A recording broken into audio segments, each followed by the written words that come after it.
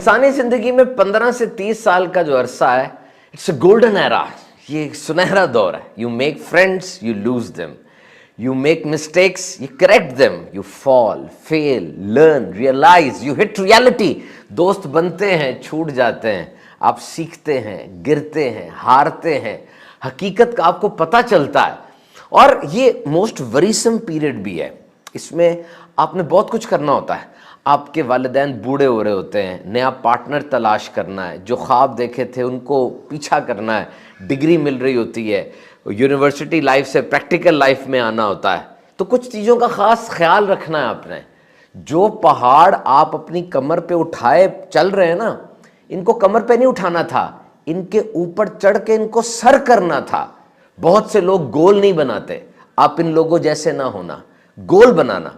रोजाना का गोल, हफ्ते बाद, महीने बाद और 5 साल बाद मैं क्या होऊंगा, इस सब को लिख लेना। आप जो भी बनना चाहते हैं उसके लिए सख्त मेहनत, सही सिमत में, सही डायरेक्शन में, सही लोगों और सही रहनुमाई के साथ बहुत जरूरी है। याद रखिए, लाइफ इज सीरियस। जिंदगी संजीदा लेने वाली चीज है। Future is serious. कुछ सवाल बड़े अहम है आपकी जिंदगी में। कमाई कहां से आएगी, किन किन जराए से आएगी, मेरे मुस्तकबिल में जो इम्तिहानात आएंगे उसको किस तरह मैं सर करूंगा। So greatness is never given, it is earned those who are willing to pay the price. जीत कोई हादसा नहीं है, it is rented and rent is due every day. जीत किराए पर मिलती है और इसका किराया रोज देना होता है, कुर्बानी की सूरत में, सख्त मेहनत की सूरत में। You should not just accept your life, you must lead it. जिंदगी में जो कुछ हो रहा है बस उसको आप मानते चले जा रहे हैं। हालांकि बहुत कुछ ऐसा था जो आपके कंट्रोल में था, लेकिन वो कुछ करने के लिए सख्त मेहनत चाहिए थी ना। आपके पास वसाइल भी हैं और अगर आप उनको बरूए कार ले आए तो अपनी जिंदगी में बहुत बड़ी ट्रांसफॉर्मेशन, बहुत बड़ी तब्दीली ला सकते हैं। देखिए, पहाड़ी पे चढ़ना हो ना तो ये कोई एक्सीडेंट नहीं होता, बल्कि चढ़ने के लिए मेहनत होती है बहुत ज्यादा। हाँ, अगर नीचे गिरना हो तो फिर अपने आप को खुला छोड़ दे, घसीटते हुए नीचे आ जाएंगे। तो ऊपर जाना ये मेहनत मांगता है। आपने कोई ऐसी किताब नहीं पढ़ी होगी जिसका नाम है एक्सीडेंटल अचीवमेंट्स, कि जनाब एकदम से कोई एक्सीडेंट हुआ और कोई बड़ी चीज मिल गई। No, behind every successful person, behind every successful institute, you will find a success story। जितने भी कामयाब लोग हैं, जितने भी कामयाब इदारे हैं, जाएं देखें कामयाबी कैसे मिली इनको।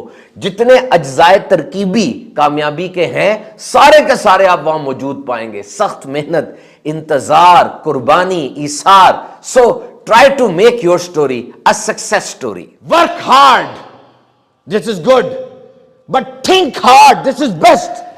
सख्त मेहनत करो लेकिन गहराई में जाके सोचना ना छोड़ो। आप सब कहीं ना कहीं मुलाजिम होंगे, कारोबार करते होंगे। मुझे एक बात का जवाब दे, कंपनी वही है, उस कंपनी में 2 लोग मुलाजिम हैं, एक की तनख्वाह 3 लाख है, एक की 50,000 है।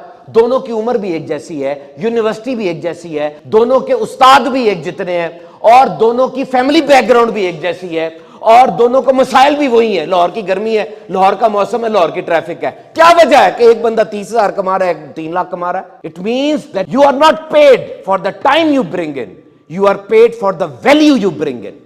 वक्त के पैसे नहीं दे रहा अगला आपको, आपकी ताकत सलाहियत के पैसे दे रहा है। Hard working is not success.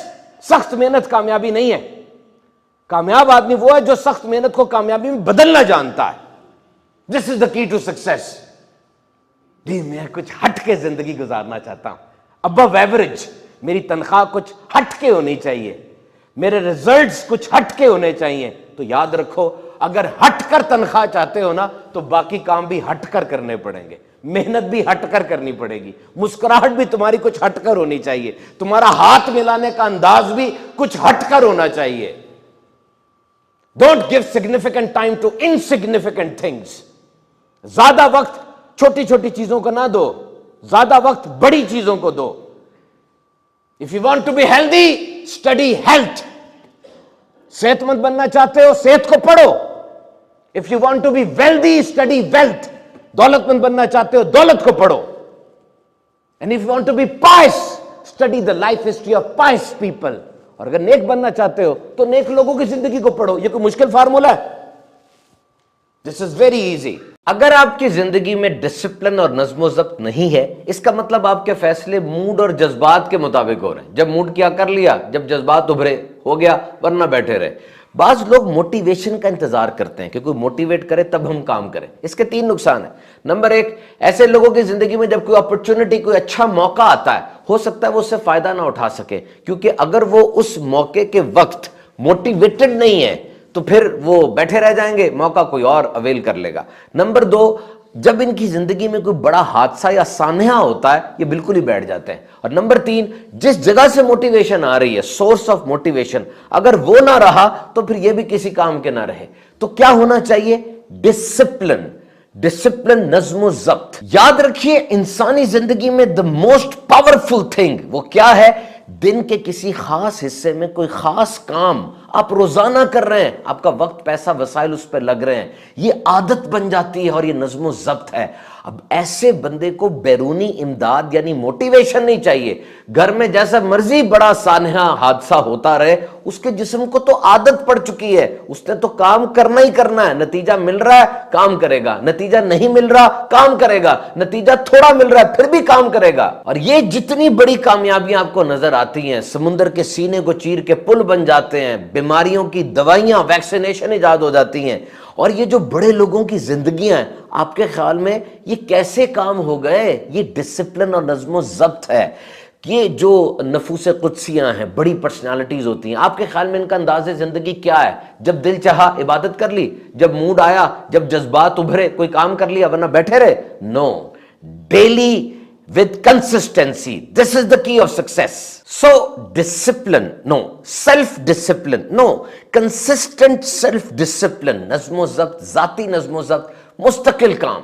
دیکھیے نظم و ضبط یہ کہاں سے آئے گا؟ یہ کوئی ٹیکا تو نہیں ہے, کوئی گولی تو نہیں ہے ٹیبلٹ کے صبح اٹھ کے آپ کھائیں گے تو آپ کی زندگی میں نظم و ضبط آ جائے گا. Just always willing to take a new step. بس ہار نہیں ماننی, لگے رہے, کیونکہ ڈسپلن اور نظم و ضبط میں فوری انعام نظر نہیں آتا. نو امیجیٹ ریوارڈ.